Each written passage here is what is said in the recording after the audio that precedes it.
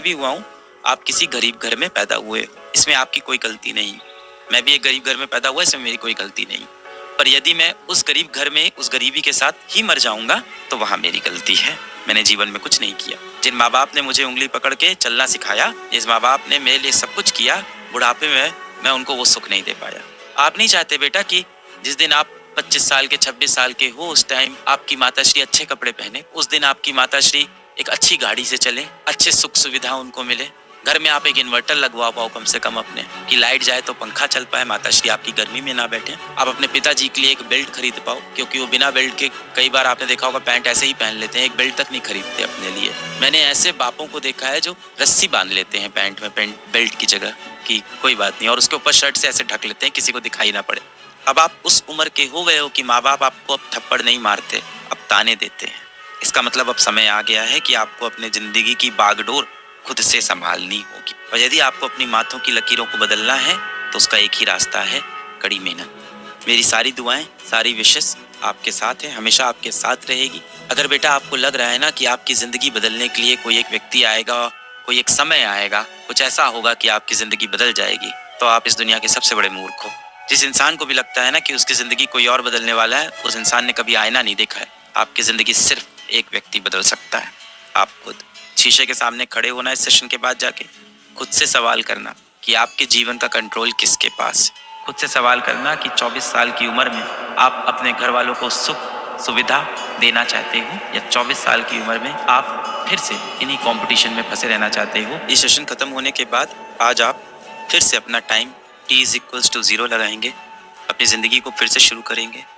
आपके अतीत में जो गलतियां हुई उनको अब आगे नहीं दोहराएंगे, और अतीत के बोझ को लेके हम आगे नहीं बढ़ेंगे, क्योंकि वो हमें हमारा भविष्य सुधारने में मदद नहीं करने वाला।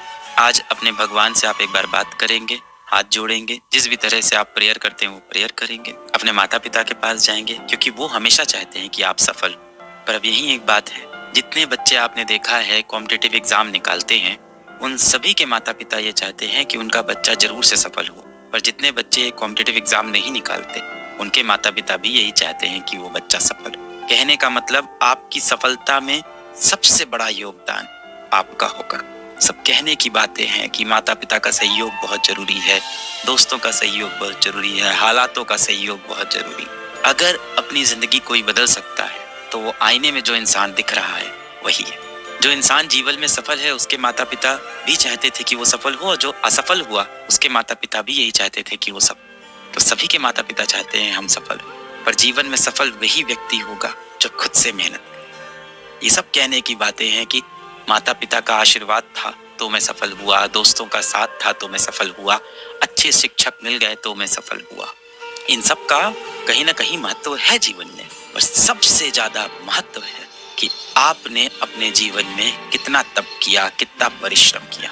आपकी जिंदगी सिर्फ एक ही व्यक्ति बदल सकता है, वो जो आईने में आपको हर रोज दिखता है, वही आपकी जिंदगी बदल सकता है। दुनिया तो आपसे कहती है कि आप सही वक्त का इंतजार करो, पर मेहनत आपसे कहती है कि हर रोज अपना वक्त लाने के लिए प्रयास करो। सिर्फ एक ही जगह दिक्कत है, और उस दिक्कत का नाम है जो आपको बीमारियां हो गई हैं। उन बीमारियों को जड़ से भगाएंगे, माता पिता की शरण में जाएंगे, भगवान की शरण में जाएंगे। आज हम लोग, जैसा कि ये बच्चा भी आया था, आपको मोबाइल का इस्तेमाल नहीं करना है, कलयुग के जो शैतान है इनसे दूर होना है, रात को समय पे सोने की कोशिश करनी है।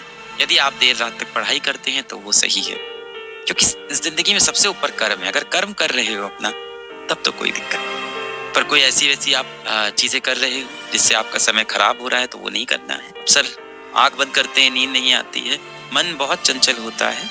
अभी मैं पिछले बैच में भी बता रहा था कि मन हमारा एक नवजीवित पशु जैसा। एक नवजीवित पशु जो होता है, जब आप देखो घोड़े का बच्चा होता है तो वो इधर उधर भागता रहता है, क्योंकि उसके ऊपर कोई लगाम नहीं लगाता। इसी तरह से जो आपकी इंद्रियां हैं, आपका जो मन है, उसके ऊपर कोई लगाम नहीं लगाता, वो इधर उधर कहीं भी भागता रहता है। आंख बंद करो, बहुत सारे ख्याल आते रहते हैं। अब आपके पास जीवन में बहुत सारे पैसे नहीं है, कहीं ना कहीं हो सकता हो आपके पिताजी भी इतने सारे पैसे जिंदगी में नहीं कमा पाए, और ये सच है। पर हाँ, आपकी परवरिश में उन्होंने जो कर सकते थे उन्होंने बेस्ट किया। आपको सबसे अच्छे स्कूल में पढ़ाया, आपको सबसे अच्छी कॉपी किताब खरीद के दी, सबसे अच्छे कपड़े पहनाए, अपनी सारी इच्छाएं मार के आपके लिए सारी चीजें त्याग किया, और आपको इस तरह की कोचिंग भी ज्वाइन कराई। बहुत सारे पैसे तो आपके जीवन में है नहीं,